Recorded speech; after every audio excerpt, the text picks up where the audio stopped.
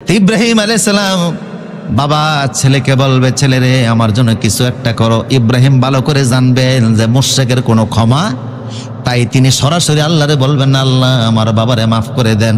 তিনি বলবেন আল্লাহ আমারে লজ্জিত করবেন না।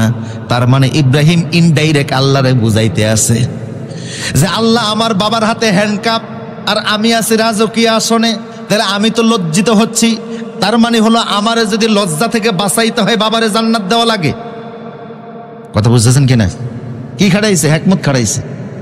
আমারে যদি শরম থেকে লজ্জা থেকে বাঁচাইতে হয় তাহলে বাবার কি দেওয়া লাগে?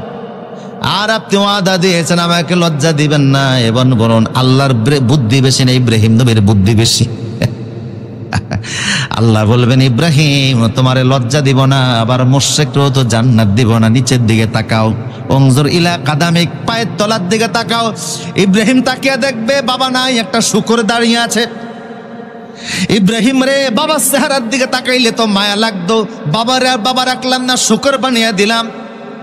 তুমি ভালো করে জানো মুশরিকের জন্য জান্নাত নাই, তাই তোমার বাবারে তোমার বাবার চেহারাতে আমি জাহান্নাম দিলাম না, শূকরের আকৃতি দ্বারা জাহান্নামে দিয়া দিলাম।